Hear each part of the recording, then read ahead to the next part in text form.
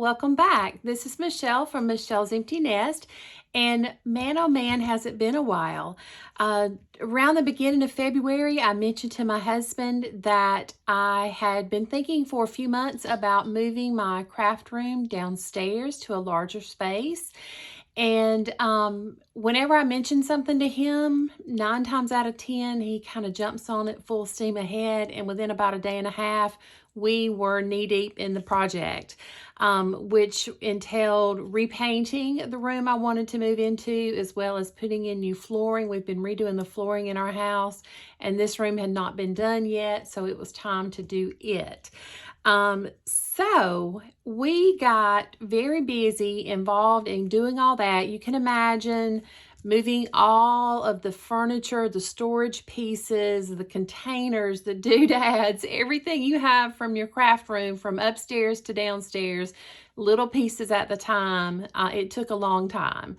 Plus kind of rearranging things because the setup of this room is a lot different. And I just kind of got in that mode and was out of the video filming mode for a little while. So it's been over a month since I have filmed a video. Hopefully I will remember what to do. But on this video, I am joining a YouTube hop called Mix It Up Monday. And I will be sure to link the other people below who are participating this Monday. And we are following this sketch. You can see the whole thing. And it is by Rochelle Spears. And the idea behind this is to take a traditional sketch and mix it up by using something else, whether it be mixed media or stitching or some other kind of texture or whatever. You're just changing up the sketch, mixing it up a bit to suit your taste, that kind of just builds upon the foundation of that traditional sketch. So for this, I've pulled some bits and pieces of stuff that I'm thinking I'm going to work with. I have these 2 photos. We made our first trip to an extreme milkshake shop yesterday. It was a special day out for me. And so I wanted to do this for our dessert before we came home. So the milkshake, I mean, it was insane. And this wasn't even the biggest one that you could get. Just crazy, but delicious. So I thought I would scrap these 2 photos, which take the place of the 4 photos in this sketch. But again, it's just a building place for you to start from. And then I don't think I'm going to do this matte strip behind the photos. I don't think I'm going to do that. For the background with the little chevron there, I did pull a stencil.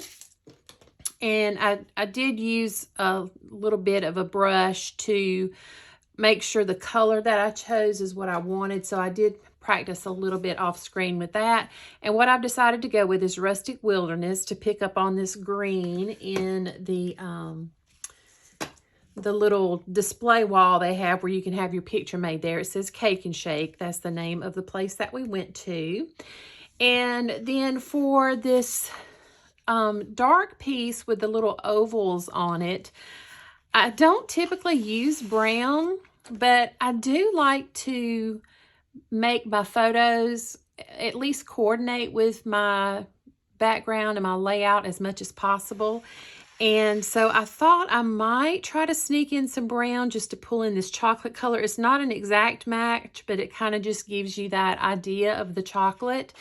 And then I'm going to do something probably with a stencil to make the dots. And I'm thinking that I might use this Distress Grit Paste. It's opaque. And I kind of thought it might look a little whippy and frothy, kind of like the whipped topping that was on the milkshake there. So I've pulled that. I'm not sure what I'm going to do for this embellishment here. I'm not sure what that's going to be. I know what my title's going to be, I'm pretty sure, but I don't know what I'm using yet. I am interpreting this block as journaling. That's where I'm going to put my journaling. And then I have pulled an edge punch and a corner rounder. so that I can kind of mimic this. And it looks like it may be embossed. So I did pull one of my embossing folders as well. This one has, it's like little circles with flowers in it. It's called frost, so I guess it's technically supposed to look like snowflakes, but it's cold and we're talking about ice cream, and so that works. And I thought it just kind of reminded me like of little candies in a way. So that is what I'm planning to use on something that I'm going to emboss. And then for me, I love to add a border to my layouts and stitch. So I've pulled a couple of Vicky Bouton papers from Let's Wander, and I may either do this one or this one as my border. I haven't decided for sure yet. But that is, oh, and I did pull a couple of other things, some cardstock thickers and then cardstock stickers from the same Let's Wander collection, because there's a couple things on here I might be able to use for embellishments. So I've pulled all that. I'm still going to need to pull a couple of other things, but that's where I am starting off from. So after this very long introduction, I'm going to go ahead and get you put on fast forward and we'll get this done. So let's do it. Okay, friends, grab yourself something to drink, maybe a little snack. This one turned out a little long, but I'm excited to be joining in this hop today, the Mix It Up Monday hop. And again, as a reminder, make sure you check the links down below for all the other people who are participating. And I have gone ahead and trimmed down my basil cardstock to 11.5 by 11.5 so that I can have a little bit of a border showing, and I'm going to decide which paper, to use and all of that of the two that I showed you. And I'm using Rustic Wilderness and just a brush from a set that I think I got on Amazon. They're all different colors, so you can kind of keep up with, what you've used and which color of ink. And I will say, you'll see there's some kind of strange bright light there showing. I left a lamp on that I don't normally leave on when I film. As I said, it's been a little over a month since I filmed a video, and I just kind of forgotten to turn it off. So there will be some places where it just kind of looks a little washed out in the center there. So I do apologize for that. So I've got the stenciling done. It was with a Paige Evans stencil called Chevron, and I have gone ahead and trimmed down that brown paper. It's also a basil cardstock called Walnut. And now I'm looking for another stencil that I'm going to use to make what I'm going to use for my ovals. Mine are going to be like a spotty dot. I thought they were on this ring, and they end up being on another ring behind some large stencils, and it was pretty much the last stencil that I looked through was the one that I was looking for in the beginning. Right there. There it is. And I think it may also be a Paige Evans stencil. So I'm going to use that grit paste that I showed you at the beginning. It's from Tim Holtz and Ranger. So I'm pulling back out that little nonstick mat. It was really hard to get open. And then I use just some press and seal on any of my products like this. I think it helps them from drying out. And this is a very fluffy product. If you've never used it before, it is much more like a whipped topping and not like a heavy, thick texture paste. And then it does, have a bit of a gritty feel to it once it dries, and it gives a ton of texture and dimension.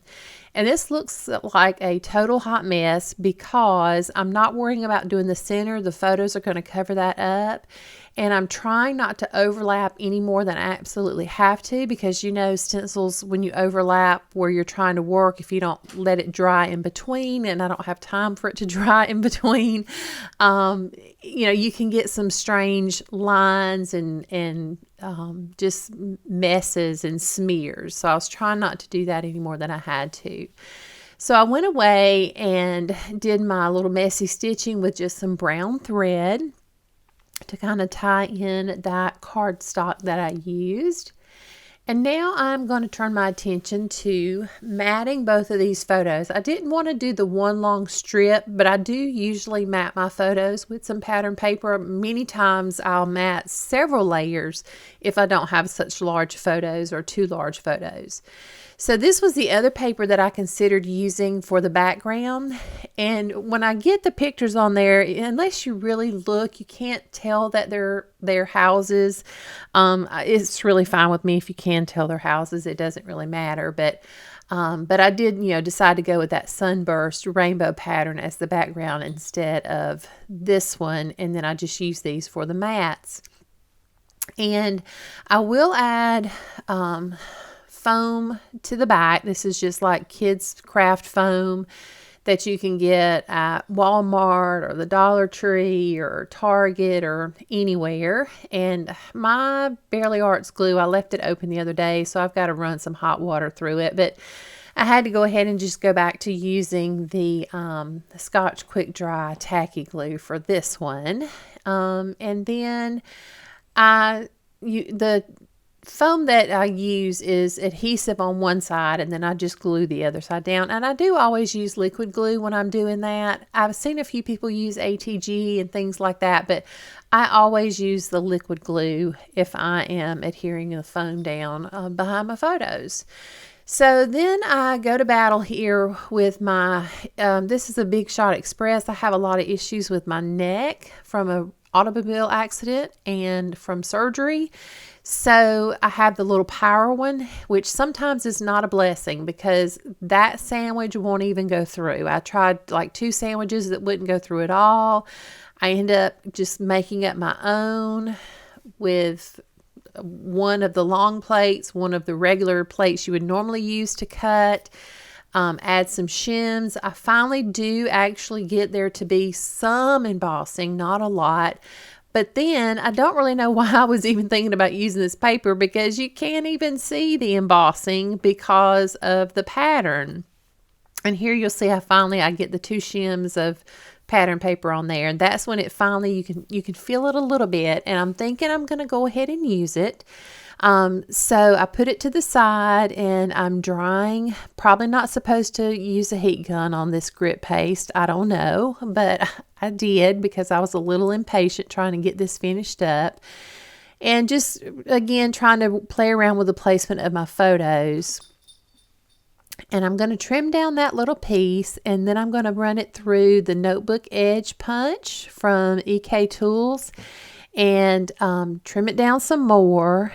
Then I'm going to round the corners. I'm going to distress it. I'm still thinking I'm going to use it. But as I'm laying it next to the mats, they are the same paper and it gets lost. It just doesn't really serve a purpose. So I do end up putting it to the side. I did keep it because I thought maybe it might be fun to use in another project, but it just wasn't the right one for this one. So now I think I have gone to pull out, yep, there it is, my Simple Stories, Simple Vintage Great Escapes, what I have of that collection, because I knew it had some greens and browns in there that would probably work since those were kind of the main 2 colors I was pulling out in this layout. So I've got a couple of green papers there, and then I find one that's kind of this light brown color here that has the stains on the edge, and I thought, well, that kind of looks like maybe chocolate ice cream dripped down on it. So I went with that one, and I'm going to trim it down. I'm over there doing it right now to a 3x4, and that's going to become my journaling card. And then I'm going to trim up a piece that measures whatever that was, like maybe 4 something by 5 something, to use as that little piece of notebook paper looking section on the sketch. So I'm going to run that through that punch again. I've already got it distressed. I forgot about doing the rounded corners on this one, but I did end up kind of rolling up the corner a bit just to give it some texture and dimension. So I'm still just kind of playing around trying to figure out exactly how things are going to go here. This one, it just felt different for me. I don't normally do a lot with sketches because I don't typically scrapbook in that style very often. And so, I don't know, this one was just a little bit harder for me. I did want to add more splatters since I'm trying to use some mixed media here. And so that is, again, just the Rustic Wilderness Distress Oxide spray. And then hit it with my heat tool. I do like to use the heat tool just for a little bit and then roll a paper towel over it. I feel like it gives it enough time to get a little bit more saturation, but not too much. And then it's dry and I can go ahead and do what I need to do with the rest of the layout. So I am using score tape for this since it's going over mixed media, and since it's got mixed media on the top of it and it's a little weight to it, I wanted to make sure I had a really good, adhesion there with the score tape. Excuse me. And then for the picture of me with the Cake Shack written on it, I decided to put another layer of foam, just that craft foam under it, so that when the two pictures touched each other, the layers did a little bit of overlap. They didn't just butt right up to each other as they met. So, and I did put, normally I would put like this darker, what feels to me like a heavier weighted photo on the bottom. But for some reason, I don't know if it's because it had the words or because it was me versus the shake, or I'm not sure what, but for some reason it just spoke to me more being at the top of the page, and then also having that little green sheet of paper, further down toward the bottom kind of balanced it out. So I have made a little line because I thought I was going to do my journaling away from the layout and then adhere it down. I end up actually putting it in place towards the end of the video and writing it while it's actually on the layout. So I didn't end up needing that line after all, but sometimes I do. Sometimes I do my journaling that way. So I've got that little notebook paper adhered down. And when I was pulling out these chipboard thickers to find a couple of embellishments, I saw this flower piece and I thought, well, that would work for what that center embellishment is doing in the sketch. So I decided to use it, and I was out of those large circles, and in this particular style of adhesive it's scrapbook adhesives from 3L. In this particular round circle style, there's a lot of negative waste. And so I just cut those apart and use that, and it gets you some more bang for your buck. So that's what I used to pop up that chipboard a little bit more. And then I had already found a couple of things I knew I wanted to use when I was looking through these at the beginning. So that chipboard thicker at the top says, "I followed my heart and it led here." So I thought that was perfect with the name of the restaurant on it. And then the bottom is just a cardstock thicker. My goodness, what is that thing I'm trying to say? It is a cardstock sticker, and it says, "Ooh, I'm going to eat that." And has a little arrow. So again, it was just perfect for what I needed. And then I did find an arrow on the same thicker sheet that can kind of serve as the arrow in the sketch. So he's popped up quite a bit there, but I love how it looks. And then I decide I better go ahead and get my journaling card in there before that leaf gets too completely adhered into place to where I can't put it under there. And the extreme, I lost that part of putting it down. It's a set of thickers from Target. It's their Mondo Llama brand that replaced the Handmade Modern craft line that they had. So that's where those are from. And I like them. I have them in gold and I have them in black. And they're just a good, nice capital font to use. And then Milkshake will be in this lowercase font, and I did have to hyphenate it because once I put that huge flower there, it took up some of my title space. But I managed to make it fit, and it worked out okay. So I'll finish getting that in place. I do have to go back on the M. Some of these particular thickers that I'm using right now, they're really bad about the backing paper, a layer of it coming up on with the sticker. So right here I'm pulling off the piece that I didn't realize was still stuck on there, so that leg of the M will lay down. And then I am going to go away and do my journaling. And while it's attached there to the layout, so that I can make sure I get it in the right place, adhere it down, put my date stamp on, and then that finishes me up for the day. So I will be back to talk to you live here in just a second.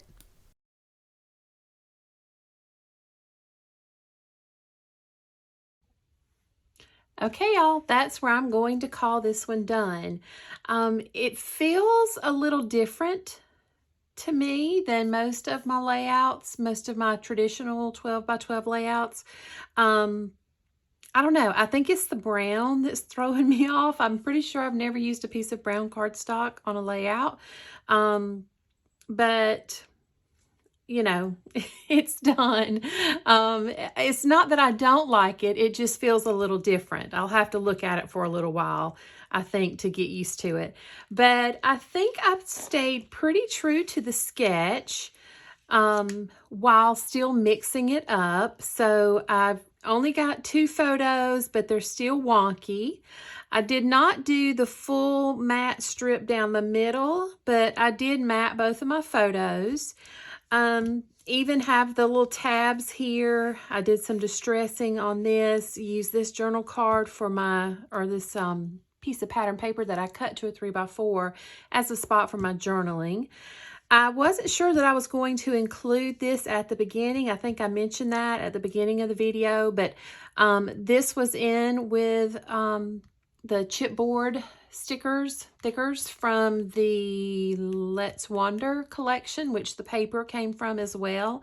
And so I thought, well, you know, it kind of looks better with something sticking there. So even though flowers have nothing to do with a milkshake, you know, you do have the greenery, the fake grass or shrub on the wall there to maybe tie that in a little bit.